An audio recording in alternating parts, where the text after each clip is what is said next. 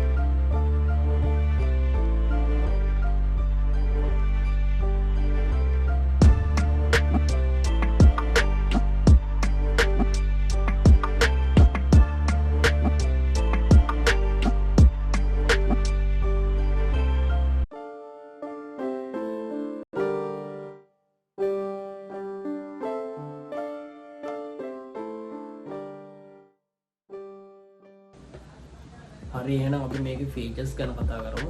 ඉතින් ෆීචර්ස් ගැන කතා කරද්දී මේකේ FM radio, USB, SD card, Bluetooth මේකේ හැම ෆන්ක්ෂන් එකක්ම මේකේ තියෙනවා. ඒ වගේම මේ හැම ෆන්ක්ෂන් එකක්ම හොඳට වැඩක් කරනවා. මම ඒක ඔක්කොම ටෙස්ට් කරලා බලුවා. හරි ඉතින් අපි මේකේ ස්පෙસિෆිකේෂන්ස් ගැන කතා කරොත් මේකට අපි ප්ලග් කරන්න ඕන ඕම් 4යි ඕම් 16යි අතර තියෙන ස්පීකර්ස්. එතනින් එහාට තියෙන ඒවට මේකට සපෝට් එකක් නැහැ කියලා තමයි මේකේ සඳහන් වෙන්නේ. හරි ඉතින් අපි මේකේ ෆ්‍රන්ට් පැනල් එක ගැන බැලුවොත් වම් පැත්තේ ඉඳන් පළවෙනි පාස් ස්විච් එක තමයි power on off ස්විච් එක. දෙවෙනි එක අපිට බේස් ඇඩ්ජස්ට්මන්ට් කරන ස්විච් එක. එතකොට තුන්වෙනි එක treble එක adjustment කරන switch එක. හතරවෙනි එක volume control කරන switch එක. පස්වෙනි එක තමයි ඒක feature එකක්. මේක function display එක. අපේ මොකක්ද function එක කියන එක එතන display කරනවා. හයවෙනි එක අපිට AUX MP3 FM radio Bluetooth ඒ වගේ signal input කරන selection key එක තමයි හයවෙනියට තියෙන්නේ. හත්වෙනියට අපිට ඒ selection කරපු input change කරා ගන්න එක තමයි හත්වෙනියට කරන්න තියෙන key එකෙන් කරන්න.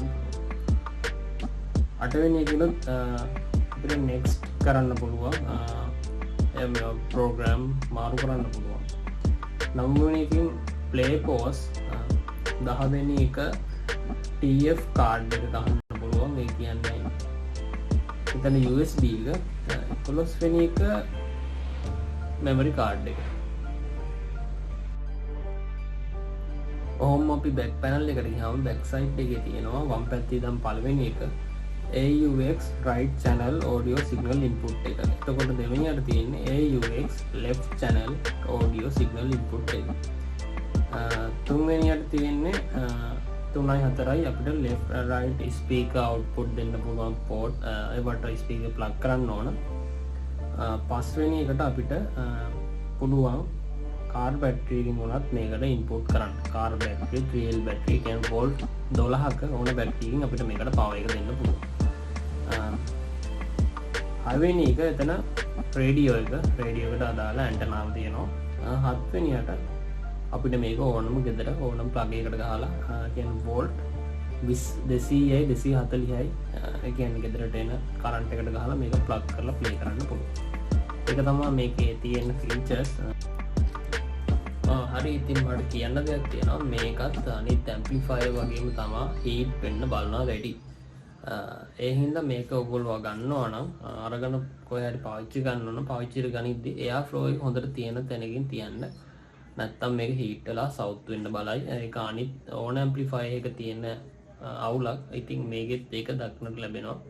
ඒ හින්දා හොඳට එයා ෆ්ලෝ එක හුලඟ හොඳට වැදෙන තැනකින් තියන්න ඕන. මේක හීට් එක වළක්ව ගන්න. ඒ වගේම තමයි මේකේ Bluetooth connectivity එක එච්චරම හොඳයි කියලා කියන්න අමාරුයි. මීටර් 10ක් වගේ තමයි කනෙක්ටිවිටි එක තියෙන්නේ. ඒ වගේම තමයි Bluetooth connect කරාපුවාම USB වලට වඩා sound එක ටිකක් අඩුයි. ඒ වුණාට ඒක අවුලක් නැහැ. මොකද මේ price point එක හැටියට ඒක මාරු විදිහට වටින option එකක් සහ feature එකක්. ඉතින් ඔවා තමයි මේක ගැන කතා කරන්න තියෙන්නේ. මේක ගැන ඕගොල්ලන්ට අමුතුවෙන් දැනගන්න තියෙනවා නම් පයින් කමෙන්ට් කරන්න. මම හැම එකකටම උත්තර දෙන්න. ඔගොල්ලෝ හොත් මේක valuable product එකක්ද කියලා අනිවාර්යෙන් මේක valuable product එකක්. මේක recommend කරන්න පුළුවන්. අපි මේ වගේ තව වීඩියෝ එකක් ඉක්මනට හම්බෙමු. වීඩියෝ එක හොඳයි නම් like කරන්න. අනිවාර්යෙන් channel එක subscribe කරන්න.